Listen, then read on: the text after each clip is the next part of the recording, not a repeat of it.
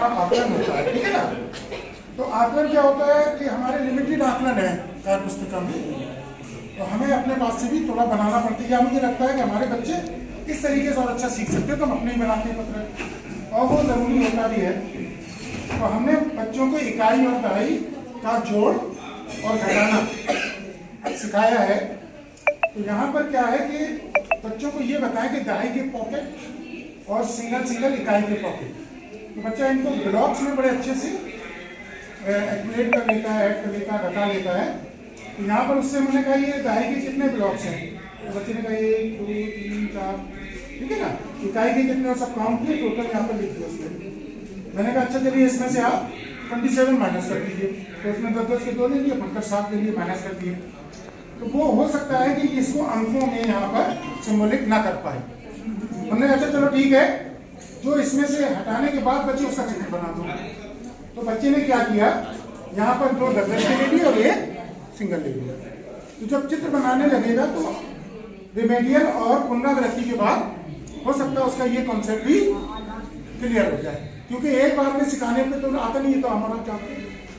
दूसरा ये है कि इकाई और दहाई को कैसे अलग करना है, एक्सपेंड करना है और कैसे उसको एग्रीगेट करना है। यहाँ पर मैंने लिखा है 1 और 2 और बीच में मैंने छोड़ दिया। मैंने कहा इससे संख्या बनाओ, लेकिन इसमें 2 चीजें हैं।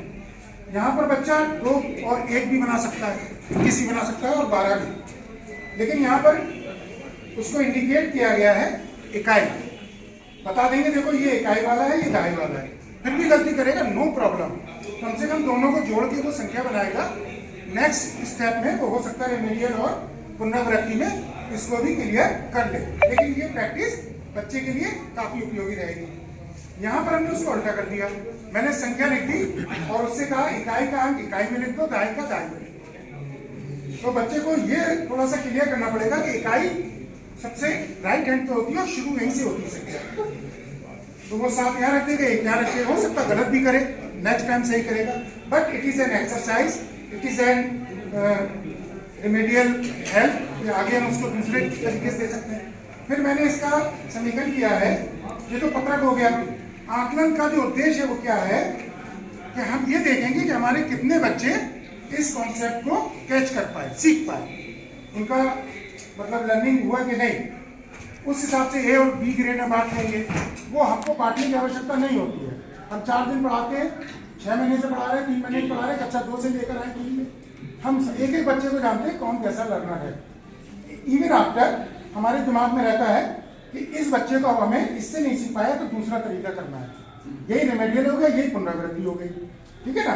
फिर उसके बाद ट्रैकर कर लिया हमने, क्योंकि हमें ट्रैकरिंग हमारी एक तरीके से फॉर्मेलिटी भी है और हमें बच्चों को बिल्कुल ये ध्यान देने वाली चीज है कि ट्रैकर हमें कहाँ करना है, ठीक है ना। तो हमको ट्रैकर भी करना है, तो जो हमारे सीखे हुए हैं जनरली हम लोग को मालूम है तो उन्हीं से करा दिया, मैंने सीख लिया। That's it is our weekly tracking and आकलन।